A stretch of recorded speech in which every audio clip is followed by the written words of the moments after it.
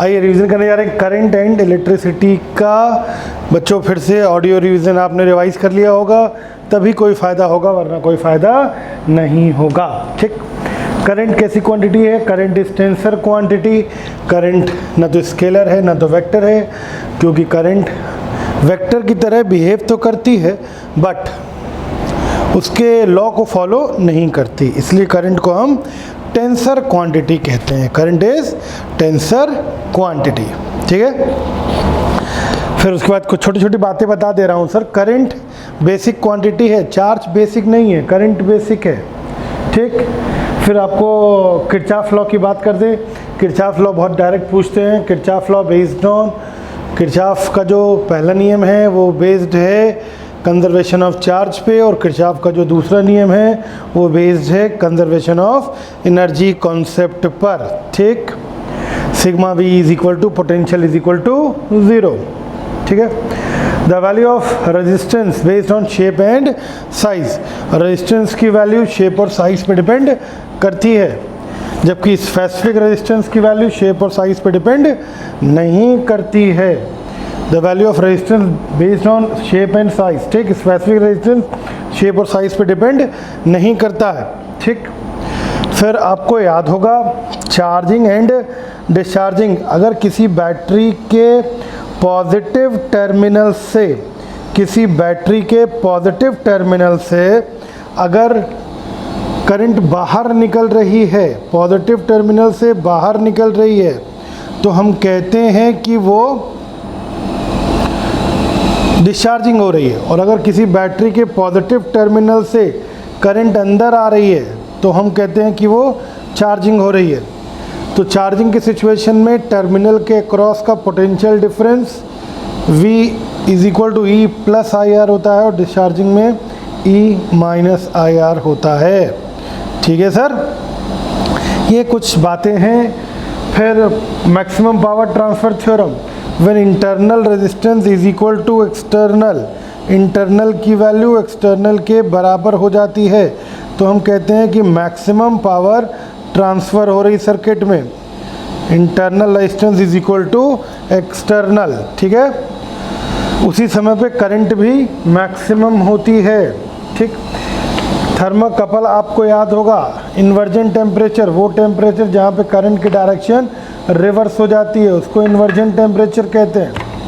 Inversion temperature is equal to 2 times T neutral temperature plus temperature of cold junction होता है। याद आया आपको? रिलेशन पे डायरेक्ट क्वेश्चन रहता है सर। एक और रहता है कि न्यूट्रल टेम्परेचर और ये EMF की इक्वेशन दी होती है, ठीक, टेम्परेचर के रिस्पेक्ट में। तो हम जानते हैं dE/dt जहाँ पर 0 होता है उस पर कौन सा टेम्परेचर निकलता है? न्यूट्रल।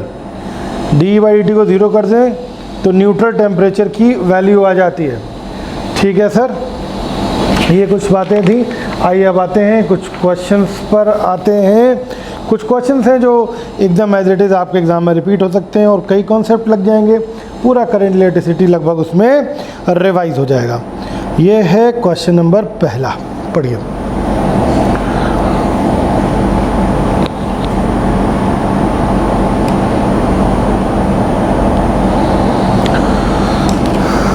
पढ़ लिया सर? पॉज करके पढ़ लीजिए, आराम से ट्राई करिए, मैं बताऊंगा उसके बाद। ठीक, कहते हैं कि एक वायर है जिसको स्क्वायर शेप में कन्वर्ट कर दिया। इस वायर का टोटल रेजिस्टेंस ऐसे, इस वायर का जो टोटल रेजिस्टेंस है दैट इज R। ठीक, A B C D। ठीक, हर एक पार्ट का रेजिस्टेंस ये R/4 होगा, ये भी R/4 होगा, ये भी R/4 होगा, और आई थिंक ये भी R/4 होगा। 4 टुकड़ों में वायर बट गया। ठीक, फिर कहते हैं एक पॉइंट आप E और ले लीजिए। E कहीं यहाँ बना है डायग्राम में, और आपसे पूछा जा रहा है E और C के। E मिडिल पॉइंट है, E जो है मिडिल पॉइंट है DC का, E is the middle point of DC। ठीक, DC का मिडिल पॉइंट है E,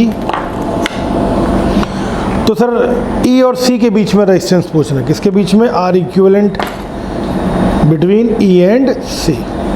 तो E और C पे दो डंडे ऐसे मैं खींच लूँ, मैंने कहा था उसको स्पेसिफाई कर लिया जाता। सर अगर E मिडिल पॉइंट है तो मुझे लग रहा है आधा रेजिस्टेंस इधर आ जाएगा, तो ये R/8 कर दूँ। अरे भाई R/4 का आधा R/8 ही होगा भगवान की दया से, और ये कितना आ जाएगा? ये भी R/8 हो जाएगा। ठीक, बोलो भाई। अब अगर इस डायग्राम को मैं थोड़ा सा सॉल्व करके इक्विवेलेंट के फॉर्म में कन्वर्ट करूं, देखिए आपको शायद ज़्यादा दिखेगा। E और C ऐसे लिख दे रहा हूं मैं, this is E, this is C।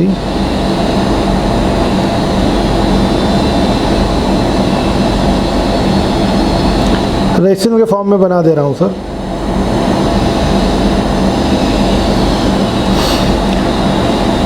Sir R/4, R/4, R/4, R/8, R/8, किसके बीच में फाइंड करना है? E और C। अब साफ तौर से दिख रहा है सर, ये पूरा सिस्टम पूरा सीरीज है यहाँ से यहाँ तक, और फिर इसके साथ वो पैरेलल हो जाएगा पूरा। ठीक है, तो सीरीज में अगर मैं निकालूं इस पूरे सिस्टम का इक्विवेलेंट, ये यहाँ से लेकर यहाँ तक, तो निकलेगा R/8 plus R/4 plus R/4 plus R/4। हमें लग रहा है ये सॉल्व करोगे तो 7R/8 आएगा। ठीक, तो यानी ये सिस्टम इक्विवेलेंट कैसे बन गया सर? ये बन गया ऐसे, एक EC है,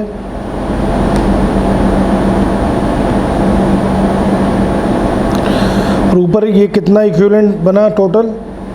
ये कितना बना है तीनों जोड़ के? ये बना 7R/8। अब बताओ ये दोनों कैसे आपस में दिख रहे हैं? पैरेलल दिख रहे हैं। तो पैरेलल दिख रहे हैं तो R इक्विवेलेंट कितना आएगा? R1 R2 7R/8 plus into R/8 upon R1 plus R2। याद आया? ठीक, नीचे करेंगे सॉल्व, R आ जाएगा, ऊपर करेंगे 7R/8, 8 इंटू 8 64। मुझे लग रहा है कि R², एक R से R कैंसिल होगा, तो ये आएगा 7R/64। This is answer. Clear है भैया? समझ के? क्वेश्चन बहुत इंपॉर्टेंट था, बहुत ही ज़्यादा सर। ठीक, चलिए दूसरा क्वेश्चन है, उसमें भी कई कॉन्सेप्ट खुल जाएंगे आपके, दिमाग की बत्ती जल जाएगी आपकी, गौर करिएगा।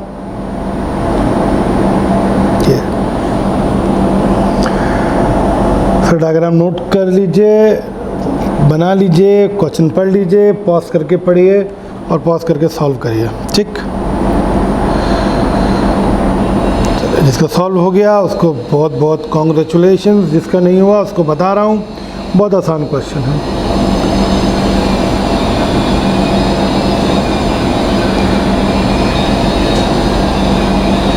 एक टेक्निक बताई थी मैंने, हाँ ऑडियो रिवीजन में भी उस टेक्निक को बताया गया है सर, वो टेक्निक लगा लेंगे।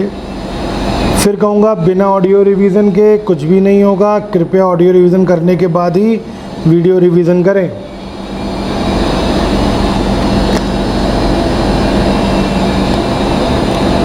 फाइव ओम, 10 ओम, 1 ओम, 1 वोल्ट, 1 ओम, 1 ओम, 2 वोल्ट, 3 वोल्ट। ठीक, ए और बी के बीच इक्विवेलेंट पूछा है, ए और बी के बीच। ठीक साहब, एक बात हम पहले ही आपको बता दें, बहुत इम्पोर्टेंट बात है सर। देखो भैया, दो रेजिस्टेंस हैं बेकार के। आप कहोगे काहे? अरे यार करंट इससे फ्लो कराओगे। अगर यहाँ से मान लो 3 वोल्ट वाले को हम अपनी रेफरेंस बैटरी मानते भी हैं, यहाँ से करंट अगर हम लेंगे तो वो इधर नहीं जाएगी। क्यों? क्योंकि इधर है ओपन सर्किट, टूटा हुआ है सर्किट। वैसे इधर भी करंट नहीं जाएगी क्योंकि है ओपन सर्किट, टूटा हुआ है सर्किट। यानी कि ये दो रेजिस्टेंस आपको सिर्फ फोकसबाजी के लिए दिए हैं, इनका कोई रोल नहीं है। ये बात बहुत पकड़ने वाली थी इस क्वेश्चन में, ठीक। यानी कि जो पोटेंशियल इस पॉइंट के क्रॉस होगा यहाँ से यहाँ तक, वही पूरे के क्रॉस होगा, क्योंकि इनमें तो कोई पोटेंशियल होने वाला नहीं है। हाँ, आप इस पूरे टर्मिनल के क्रॉस पोटेंशियल डिफरेंस निकालने का या तो किरचॉफ लॉ लगाओ, या मैंने एक शॉर्ट टेक्निक सिखाई थी। मैंने कहा था किसी भी टर्मिनल के अक्रॉस, एक ये रहा, एक ये रहा, एक ये रहा, आपस में पैरेलल है, पोटेंशियल सेम होगा।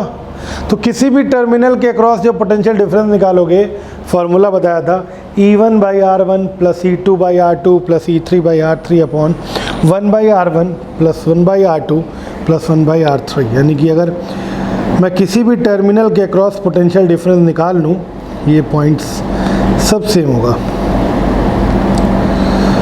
बोलो भाई, जो इसके अक्रॉस पोटेंशियल होगा वही भैया पूरे के अक्रॉस आएगा, क्योंकि ए और बी बेकार के पॉइंट है। तो इसकी मैंने टेक्निक लिखवाई थी, टेक्निक E1/R1 प्लस E2/R2। ये टेक्निक बहुत काम की है भाई, चट से सवाल सॉल्व करवाती है। Upon 1/R1 plus 1/R2 plus 1/R3। E1 है 1 अपॉन R1 है 1, E2 है 2, अरे E1 ये हो गया बैटरी के वोल्ट EMF, E2 ये हो गया, E3 ये हो गया, R2 है 1, E3 है 3 1 अपॉन R1 1, R2 1, R3 1। मुझे लग रहा है 6 वोल्ट आएगा, 6 ऊपर आएगा बाई 3 नीचे आएगा, दैट इज 2 वोल्ट। इतना वोल्टेज आएगा। क्लियर है भैया? एलसीएम लेके जोड़ दोगे तो ये 1 एलसीएम आ जाएगा, 1 + 2 + 3 6 और बाई 3। क्लियर है सर? देखिए कितना आसान क्वेश्चन था, लेकिन अगर इसको आप वैसे करोगे ना तो उलझ जाओगे, अच्छा खासा उलझ जाओगे इस क्वेश्चन में। ठीक है सर, एक इसी फॉर्मूले से रिलेटेड क्वेश्चन और करा रहा हूँ, गौर करिएगा, थोड़ा सा ध्यान दीजिएगा।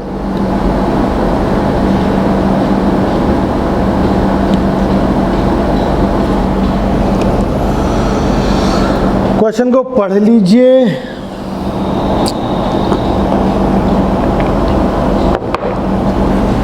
पॉज करके पढ़ लीजिए भैया, ठीक है। चलिए, सेम यही टेक्निक का इस्तेमाल है। कुछ इस तरीके से डायग्राम बना हुआ है सर,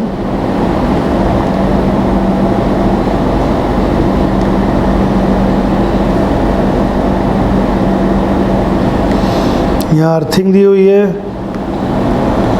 यहाँ एक स्विच है,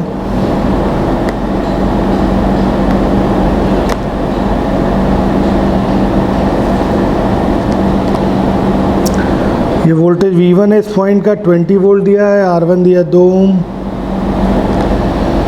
इस पॉइंट का वोल्टेज V2 10 वोल्ट दिया है, R2 दिया 4 ओम, और ये V3 इस पॉइंट का पोटेंशियल 0 हो जाएगा क्योंकि अर्थिंग है, और R3 कितना दिया है 2 ओम। ठीक है सर, क्लियर है? गुरुजी इसमें पूछे हैं, इस वाले में पूछे हैं मेरे लाल मेरे बाबू, इस वाले में पूछे हैं करंट आई। अबे अगर इस पॉइंट का पोटेंशियल पता चल जाए, ये VO मान लिया मैंने, तो हम इसमें चट से करंट बता देंगे, क्योंकि ये पॉइंट का पोटेंशियल पता है, ये 0 है, तो potential difference this minus this is equal to IR3 कर देंगे। क्या इस पॉइंट का पोटेंशियल निकाल पाओगे? कहते हैं स्विच को क्लोज कर दिया गया है। ठीक, अरे इसके वही फार्मूला था यार, मैं तुमको बता चुका हूँ, टेक्निक याद आया? VO V1/, E1 कह दो, V1 कह दो, V1/R1 plus V2/R2 plus V3/R3 upon 1/R1 plus 1/R2 plus 1/R3। याद आया? वही पुरानी टेक्निक है सर। V1 दिया 20 अपॉन R1 दिया 2, V2 दिया 10, R1 दिया 4, V3 दिया 0, R3 दिया 2, कोनो फायदा नहीं है।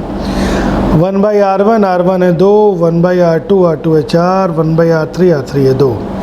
सॉल्व करेंगे, ऊपर 10 प्लस 2.5 अपॉन नीचे आएगा 1/2 1/2 1 हो जाएगा, ये आ जाएगा हमारा 1 5/4। ठीक, एलसीएम ले लेंगे। ठीक, तो मुझे आ गया 12.5, ये 4 चला जाएगा ऊपर, इंटू 4/5 डिवाइड करेंगे 2.5, 10 वोल्ट आएगा। तो इस पॉइंट के पोटेंशियल की वैल्यू कितनी आ गई भैया? 10 वोल्ट। 10 वोल्ट क्लियर है सर? ये 10 वोल्ट है, ये 0 है, तो बताओ पोटेंशियल डिफरेंस कितना? तो भैया इस टर्मिनल का जो पोटेंशियल डिफरेंस होगा 10 - 0। बोलो भाई पीटी। अब अगर पोटेंशियल डिफरेंस पता है तो मैं V = IR लगा दूं। 10 = I, R3 की जगह 2, I की वैल्यू 10/2 यानी कि 5 ampere. This is answer. Clear है भैया? समझ गए सर? कोई दिक्कत है? आसान, इम्पोर्टेंट बहुत है ये क्वेश्चन, बहुत ही ज़्यादा इम्पोर्टेंट नहीं, बहुत ही इम्पोर्टेंट सर, सीधे आएगा। अब सर एक क्वेश्चन देखिए, क्वेश्चन है, कोई जल्दीबाजी नहीं करेगा, पॉज करके आराम से करिएगा सॉल्व। ये रहा क्वेश्चन। ठीक, पढ़ लीजिए आराम से पॉज करके। ठीक, क्वेश्चन को मैं बताता हूँ। जिसका सॉल्व हो गया बहुत बढ़िया, जिसका नहीं हुआ परेशान ना हो, सीख लो, रिवाइज कर लो दुनिया मुट्ठी में। I = 5 एम्पियर दिया है, स्पेसिफिक रेजिस्टेंस 1.7 10⁻⁸ विशिष्ट प्रतिरोध ओम मीटर दिया है, रेडियस की वैल्यू मिलीमीटर में है 5 मिलीमीटर, मीटर में बदल लेंगे 5 × 10⁻³ मीटर, और ड्रिफ्ट वेलोसिटी की वैल्यू 1.1 × 10⁻³ मीटर पर सेकेंड। मोबिलिटी पूछिए, मोबिलिटी याद है? मॉडर्न फिजिक्स में पढ़ाई थी मैंने, म्यू। मोबिलिटी = होता है drift velocity upon electrical field, this is known as mobility. Clear है भैया? अब आप लोग कहोगे ये इलेक्ट्रिकल फील्ड की वैल्यू कैसे पता चले भैया? अरे कुछ पुरानी चीज़ें शायद आपको याद हो। क्या तुम्हें याद है? क्या तुम्हें याद है J = σE या E/ρ? याद आया? एक रिलेशन थी इलेक्ट्रोस्टैट में, करंट डेंसिटी और इसमें J की जगह I/A = E/ρ। तो E = ρ ऊपर ले जाओ, I × ρ/A, और A की जगह πr² लिख दूँ, रेडियस का स्क्वायर। मुझे लग रहा है E की वैल्यू भी पता चल गई। ये E की वैल्यू उठा के यहाँ रख दी जाए बाबूजी, तो मोबिलिटी की वैल्यू आएगी ड्रिफ्ट वेलोसिटी अपॉन E की जगह I/ρ/πr²। साहब ये ऊपर चला जाएगा तो drift velocity into πr² upon I × ρ। सब कुछ दिया हुआ है।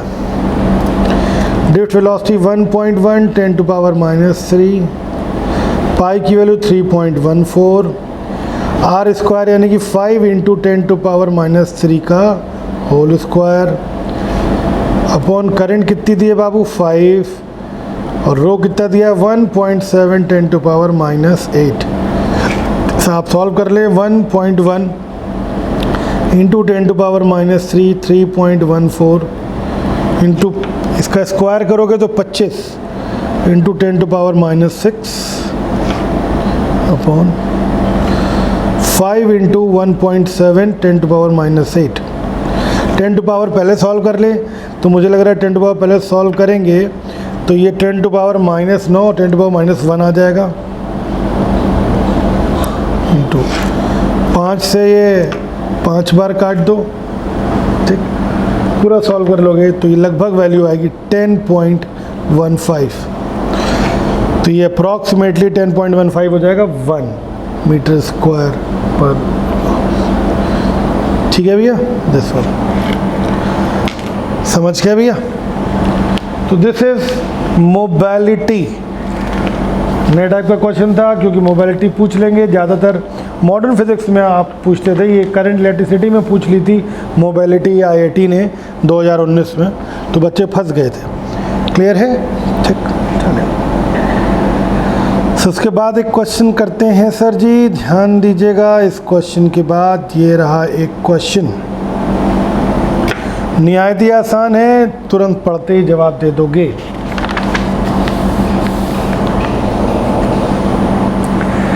याद आ गया sir? Maximum power transfer theorem. किसी भी सर्किट में मैक्सिमम पावर कब ट्रांसफ़र होती है? किसी भी सर्किट में मैक्सिमम पावर तब ट्रांसफ़र होती है जब उस सर्किट की टोटल इंटरनल रेजिस्टेंस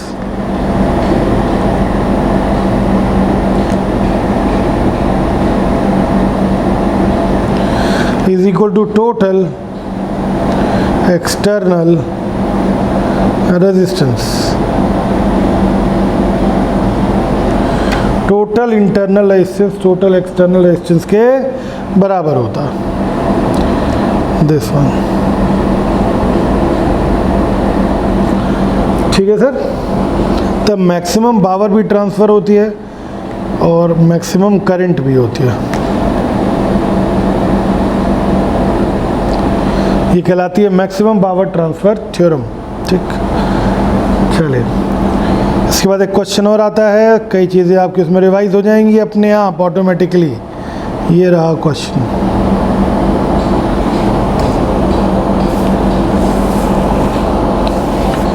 क्वेश्चन को पॉज करके पढ़ लीजिए।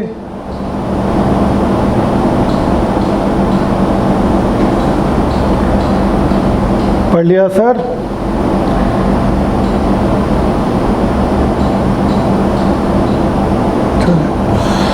आइए सॉल्व करते हैं। जिसका हो गया बहुत बढ़िया, जिसका नहीं हुआ साहब उसको सिखा दे रहा हूँ। ठीक, क्वेश्चन नंबर 6 कहते हैं दो मेटल हैं इस तरीके से जुड़े हुए हैं सर।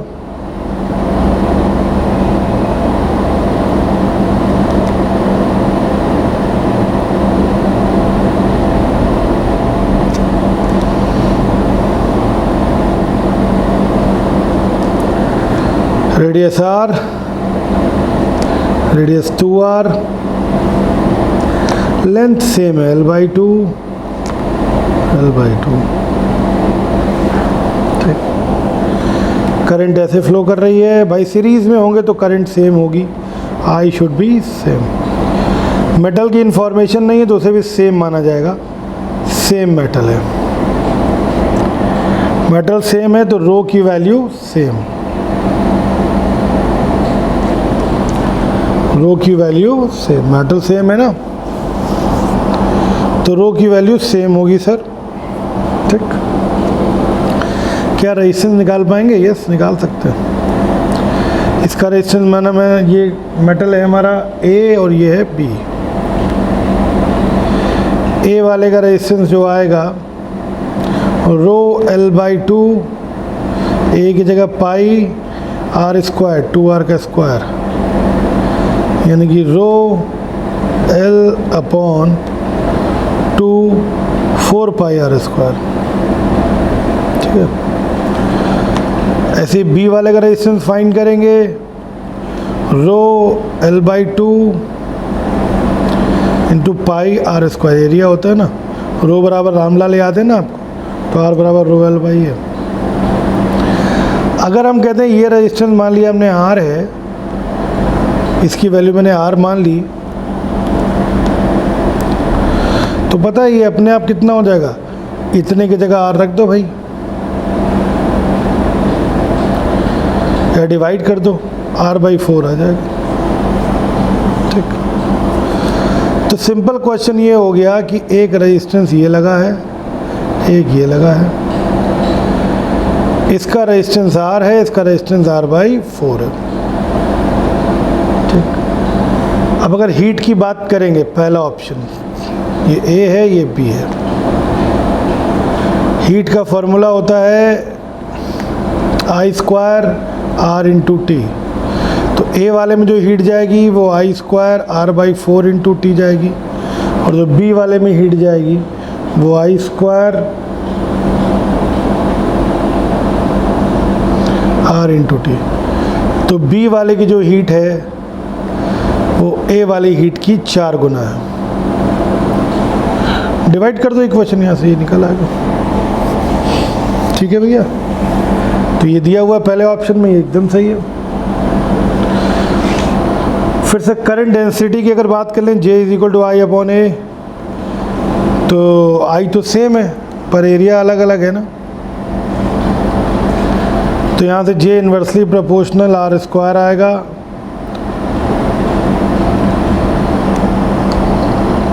ठीक, तो जो इसका जे होगा आर ज़्यादा है इसका तो कम होगा, और इसका जे ज़्यादा होगा। बोलो भैया, तो ए वाले का जे जो है लेस देन बी वाले का जे। इसका रेजिस्टेंस रेडियस कम है ना, ठीक है। तो ये ऑप्शन थर्ड है, ये उल्टा दिया है तो गलत हो गया थर्ड ऑप्शन। अच्छा, सेकंड ऑप्शन क्या था? सेकंड था इलेक्ट्रिकल फील्ड। हम J is equal to sigma E या ई अपॉन रो जानते हैं, रो सेम है तो जे प्रोपोर्शनल ई होगा, तो इसका मतलब ई ए लेस देन ई बी होगा। थर्ड वाले में भी गलत आंसर दिया हुआ है, काट देंगे सर। फोर्थ वाले में है potential drop, V is equal to I, A वाले में आई R/4 होगा और B वाले में आई R होगा, या फिर कह सकते हैं VB is equal to 4 times VA। दिया हुआ यही कि जो A में पोटेंशियल डिफरेंस है और जो B का पोटेंशियल डिफरेंस है 4 गुने का अंतर है।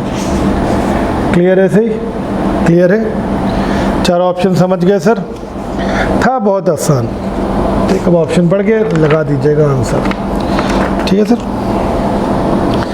चलिए सर, हीटिंग इफेक्ट का थोड़ा सा एक क्वेश्चन है, कई चीज़ें रिपीट हो जाएंगी इसमें।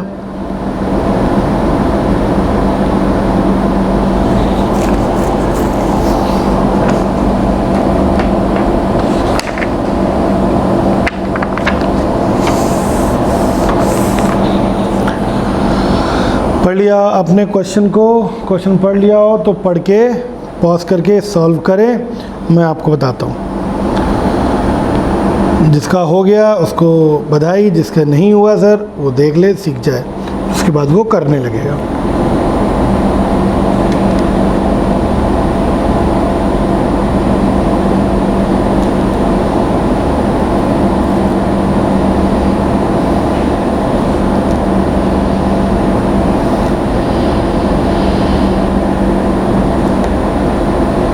दो 250 वोल्ट से जोड़ा गया है, 100 वाट का बल्ब है, 60 वाट का बल्ब है, 60 वाट का बल्ब है। इसके अक्रॉस जो पावर कंजम्पशन या ब्राइटनेस है वो W1 है, इसके अक्रॉस जो ब्राइटनेस है वो W2 है, और इसके अक्रॉस जो ब्राइटनेस है वो W3 है। हम डायरेक्ट देखते ही क्वेश्चन में सब कुछ बता देंगे। ठीक, अरे यार इसके अक्रॉस पूरा 250 वोल्ट आएगा। बोलो, 100% इसकी ब्राइटनेस सबसे ज़्यादा होगी W3 जो होगा वो सबसे तेज़ जलने वाला है, डायरेक्ट 250 वोल्ट। और ऊपर वाले में अगर हम गौर करें तो 250 वोल्ट जो है 250 वोल्ट है वो बटेगा, पूरे में 250 वोल्ट है ना, पूरे में 250 वोल्ट है ना, बटेगा। और अगर आपको याद हो सीरीज़ में PVR होता है, याद आया? सीरीज़ में P directly proportional, V directly proportional, R inversely proportional voltage. ये ब्राइटनेस भी कहते हैं पावर कंजम्पशन को। तो जिसका वोल्टेज ज़्यादा होता है उसकी रोशनी कम होती है, तो W3 सबसे ज़्यादा। फिर इन दोनों में देखो 60 वाट का वोल्टेज ज़्यादा है ना, 60 वाट का वोल्टेज ज़्यादा है तो इसकी रोशनी कम होगी, और 100 वाट का उससे भी ज़्यादा है तो वो सबसे धीमे जलेगा। W3 सबसे ज़्यादा होगा, फिर W2 होगा, तो सबसे धीमे कौन जलने वाला है भाई? W1 सबसे धीमे चलने वाला है। याद है सीरीज़ में PVR और पैरेलल में PWI याद है, proportional resistance. In parallel connection. Parallel में जिसका वोल्टेज ज़्यादा होता है, पैरेलल में जिसका वोल्टेज ज़्यादा होता है उसकी रोशनी भी, ये ब्राइटनेस भी लिख दो, उसकी रोशनी भी ज़्यादा होती है। याद आया? ये पे फ्यूज़ वायर याद है आपको? Fuse wire is a device to protect the electrical instrument. याद आ गया? फ्यूज़ वायर जितना मोटा होगा वो उतनी देर में मेल्ट होगा। हमेशा लो मेल्टिंग पॉइंट के मटेरियल से बनाया जाता है। Low melting point, high conductivity, high proportional radius to the power 3/2, length से कोई मतलब नहीं होता। याद आ गया सर? Fuse wire. लेड और स्टेनलेस जनरली Pb + Sn इसका बनाते हैं जनरल। ठीक है सर? आई सर उसके बाद एक क्वेश्चन है, इसी हीटिंग इफेक्ट ऑफ करंट का क्वेश्चन है। उससे पहले एक पॉइंट है और मुझे आपको याद दिला दूँ, डायरेक्ट कई बार पूछते हैं। मैंने कहा था जब जल्दी नहाना हो, सर्दियों का टाइम हो, 2 कॉइल दी हुई हैं। याद आया? इससे पानी गर्म करो तो T1 समय लगता है, इससे पानी गर्म करो तो T2 समय लगता है। दोनों को सीरीज़ में जोड़ देंगे तो कितना समय लगेगा? T1 + T2। याद है? सीरीज़ में जोड़ने पर। और दोनों को अगर पैरेलल में जोड़ देंगे तो टाइम कितना लगेगा? T1 T2 upon. मैंने कहा था सर्दियों में नहाना हो तो सीरीज, जल्दी नहाना हो, गर्मियों में जल्दी जल्दी नहाते हैं तो पैरेलल में गर्म पानी से, या जल्दी गर्म पानी करना हो तो पैरेलल में जोड़ दो, देर में गर्म करना हो तो सीरीज में जोड़ दो। याद आ गया सर? ठीक है। एक हीटिंग इफेक्ट का क्वेश्चन और है, कोई जल्दीबाजी नहीं करेगा, आराम से देखिएगा सर। ये रहा क्वेश्चन को सर पॉज करके पढ़ लीजिए, कोई भी जल्दीबाजी नहीं है।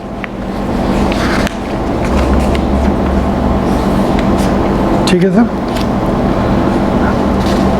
पढ़ लिया सर? देखिए बहुत आसान क्वेश्चन है।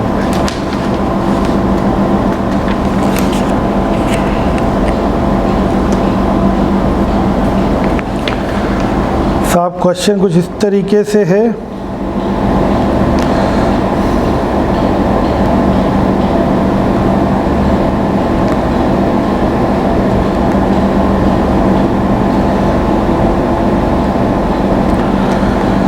चार ओम, 6 ओम, 5 ओम करंट जो भी जा रही है, आपसे कहते हैं कि जो 5 ओम है उसके क्रॉस, इसके क्रॉस 10 कैलोरी पर सेकेंड हीट जनरेट हो रही है।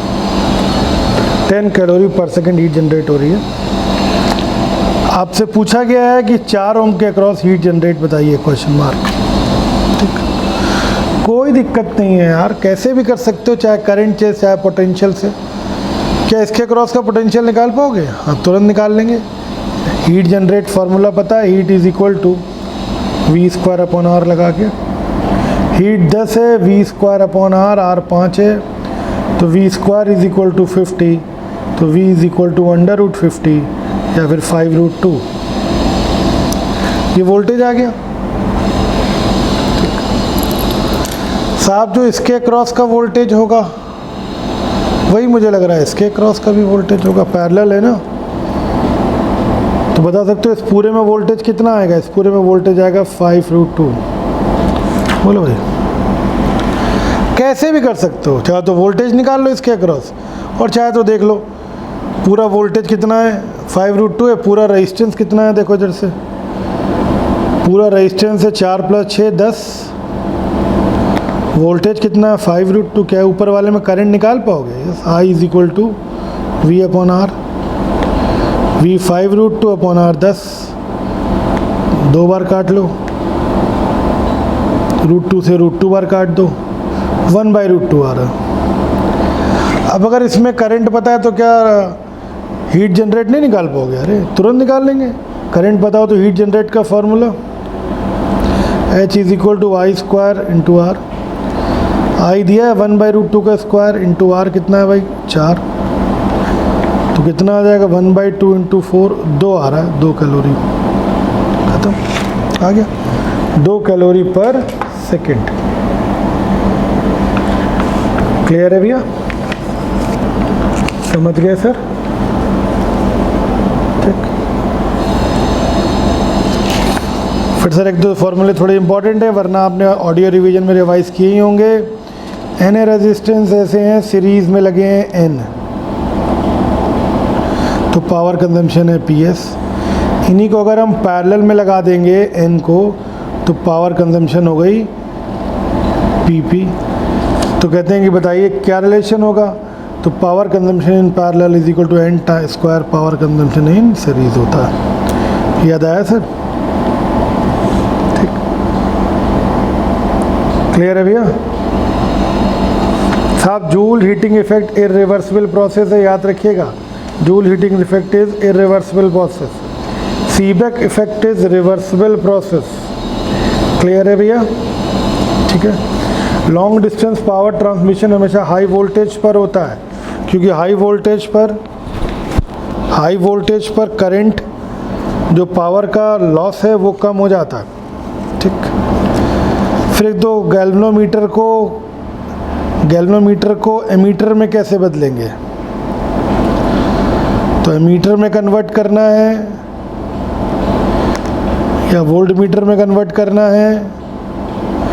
तो एमीटर में करना है तो शंटिंग करते हैं, high resistance low resistance in parallel, और वोल्टमीटर को कन्वर्ट करना है तो हाई रेजिस्टेंस इन सीरीज।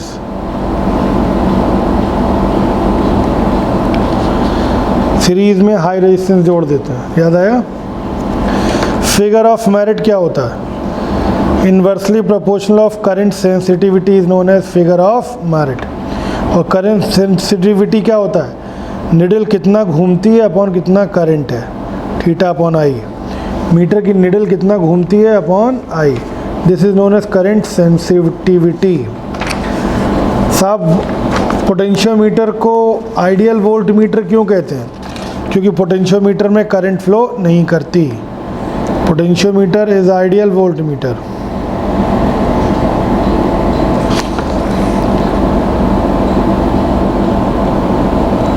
ठीक। आपको याद होगा बैटरी के EMF का कंपैरिजन, E1 अपॉन E2 is equal to L1 plus L2 अपॉन L1 माइनस L2। याद है ये सब फॉर्मूले? ठीक है। रेजिस्टेंस के फॉर्मूले, कंपैरिजन ऑफ टू बैटरीज, अलग अलग करके जोड़ दें। ठीक।